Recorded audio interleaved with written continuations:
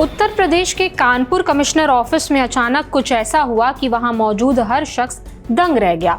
वर्दी और हाथों में हथियार लिए आईटीबीपी के दर्जनों जवान अचानक पुलिस कमिश्नर दफ्तर में दाखिल होकर जगह जगह तैनात हो गए। ये कोई वीआईपी सिक्योरिटी नहीं थी, ना ही कोई इमरजेंसी। ये सभी जवान अपने ही एक साथी की शिकायत पर सुनवाई की मांग को लेकर एकजुट हुए थे। मामला क्या था, ये समझते हैं। आईटीबीपी कांस्टेबल विकास सिंह की मां निर्मला देवी को 13 मई को सांस लेने में परेशानी हुई। हालत बिगड़ने पर उन्हें टाट मिल के कृष्णा हॉस्पिटल में भर्ती कराया गया था। आरोप है कि इलाज के दौरान लापरवाही की वजह से उनके हाथ में गंभीर इन्फेक्शन फैल गया। हालत बिगड़ने पर उन्हें पारस हॉस्पिटल ले जाया गया। कृष्णा हॉस्पिटल से पारस हॉस्पिटल में डॉक्टर्स को 17 मई को उनका हाथ काटना पड़ा। हालत ऐसी आ गई थी। विकास सिंह महाराजपुर में 32वीं बटालियन में तैनात हैं। वो इसे मेडिकल नेग्लिजेंस बता रहे हैं। इसके खिलाफ कार्रवाई की मांग को लेकर विकास लगातार अधिकारियों के चक्कर लगा रहे थे। 20 मई को वो अपनी मां का कटा हुआ हाथ लेकर बॉक्स में पुलिस कमिश्नर ऑफिस तक पहुंचे थे, जहां उन्होंने जांच की मांग की। सुनिए। 13 तारीख को एडमिट करता हूँ कृष्णा में। 14 को हाथ की वजह से, सांस में तो आराम मिल जाए, हाथ की वजह से रेफर करा देता हूँ। वहाँ से पारस में ले जाता हूँ, जांच करते हैं तो कलाई से आगे उनका ब्लड प्रेशर सर्कुलेशन नहीं जा रहा था।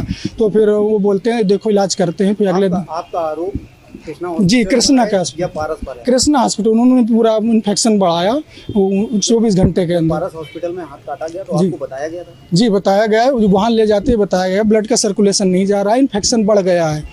इसके बाद पुलिस आयुक्त ने पूरे मामले की जांच भी स्वास्थ्य विभाग से कराई, लेकिन जांच रिपोर्ट से पीड़ित परिवार और आईटीबीपी अधिकारी संतुष्ट नहीं हुए। 23 मई को वो दोबारा कमिश्नर ऑफिस पहुंच गए। इस बार आईटीबीपी के commandant Gaurav Prasad, licensing officer अर्पित सिंह और 50 से ज्यादा जवान भी साथ थे। जवानों की मौजूदगी से पूरा परिसर छावनी में तब्दील हो गया। आईटीबीपी के अधिकारियों ने पुलिस कमिश्नर रघुबीर लाल और एडिशनल कमिश्नर डॉक्टर विपिन ताड़ा से मुलाकात कर पूरे मामले में निष्पक्ष जांच और सख्त कार्रवाई की मांग की। ये एसीएस से मेरी बात नहीं पता भी है कि आपके एसीएस से मेरी बात हो गई है। आपको मैंने पत्र लिखकर के रिव्यू करने के लिए कहा। हमको जो है इसमें लीगल एक्शन लेना है नहीं लेना, आप रिकमेंडेशन देंगे। करीब 1 घंटे तक चली बैठक में आईटीबीपी अधिकारियों ने स्वास्थ्य विभाग की जांच रिपोर्ट पर गंभीर सवाल भी खड़े किए। उनका आरोप था कि रिपोर्ट में सिर्फ संभावनाओं का जिक्र किया गया है, लेकिन ये नहीं बताया गया कि इन्फेक्शन आखिर फैला कैसे और मरीज की हालत इतनी गंभीर क्यों हुई, ऐसी क्यों नौबत आई। अधिकारियों ने जांच टीम पर अस्पताल मैनेजमेंट और डॉक्टर्स को बचाने का आरोप भी लगाया है।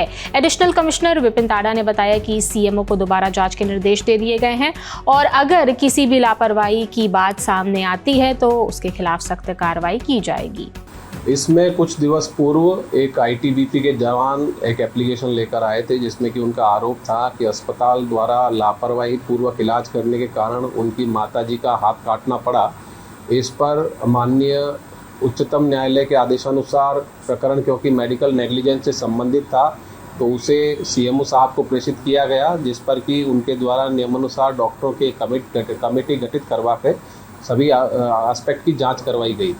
जो रिपोर्ट आई उसको लेकर प्रार्थी आज पुनः अपने अधिकारीगणों के साथ प्रस्तुत हुआ और उसने कुछ बिंदुओं पर आपत्ति जताई, जिस पर कि सीएमओ साहब से वार्ता की गई और दोनों पक्षों की रजामंदी से जो आपत्ति के बिंदु थे उस पर पुनः जांच के लिए राजी हुए हैं।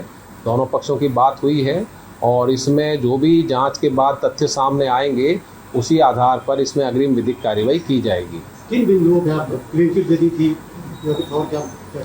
ये बिंदु प्रार्थी द्वारा अपने जो आपत्ति पत्र है उसमें दिए गए हैं, जो कि एक लिफाफे में माननीय सीएमओ साहब को प्रेषित किए गए हैं और इसमें जो भी जांच आएगी उसके बाद ही इसमें कुछ कहना उचित है, क्योंकि ये मेडिकल नेग्लिजेंस का केस है। जब मीडिया ने सीएमओ से पूरे मामले पर जवाब मांगा और पूछा कि कैसे आपने पहली जांच रिपोर्ट पर क्लीन चिट दे दिया, तो वो भड़क गए, कैमरे के सामने बचते हुए नजर आए। जो लड़का विकास है आईटीबीपी से जवान, उसकी मदर के हाथ की जो जांच चल रही थी, कल जांच करके गोपनीय तरीके से हमने सर को सीपी सर को दे दी थी। बट जो आईटीबीपी के सर आए हैं तो उनका बैठक हुई, बैठक में उनके 2-4 सवाल उठे हैं, तो उसका जवाब सीपी सर ने हमको 2 पुलिस को दे दिया अधिकारी। अपनी टीम के साथ उनको ले जाके जाँच करके उसकी जाँच और दे देंगे। बस यही मसला आज बात हुई है। 48 घंटे से ऊपर हो गए अभी तक जाँच जो आई थी, जाँच करने में यार 40-42 लोगों का बयान भी लेना लेना है, जांच भी करनी है, पेपर भी निकालना है, इतना थोड़े कि एक दिन में हो जाएगा। सर बयान कैसे फिर लगा, रिपोर्ट कैसे लगा दी गई? काय की रिपोर्ट जांच करके रिपोर्ट लगाई है। सीपी सर कह रहे हैं कि गोलमोल रिपोर्ट है, कोई गोलमोल नहीं है, रिपोर्ट बिल्कुल सही थी, लेकिन 2-4 क्वेश्चन सर के रेज हुए, उनको पूरा करके पुलिस ऑफिसर के साथ सर जवानों का कहना है कि आईटीबीपी के लाइसेंसिंग ऑफिसर अर्पित सिंह ने जांच पर सवाल उठाए। उन्होंने बताया कि कृष्णा हॉस्पिटल में जवान को मां से मिलने तक नहीं दिया गया था। सुनिए उनका पूरा बयान।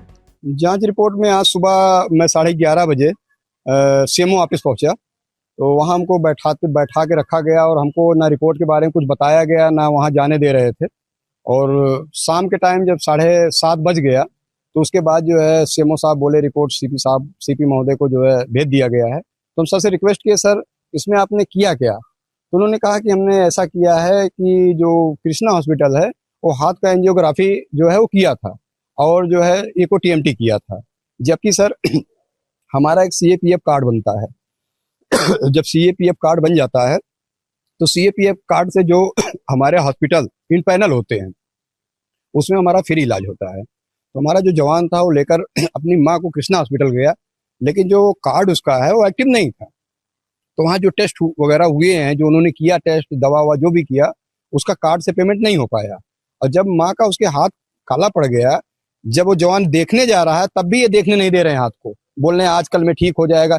जब आप जानते थे, आपने एंजियोग्राफी किया था तो जवान को माँ से क्यों नहीं मिलने दिया? आपको मिलने देना चाहिए था ना जवान को, क्यों नहीं मिलने दिया? आपने मिलने दिया जवान को, आपने जवान को भी नहीं मिलने दिया।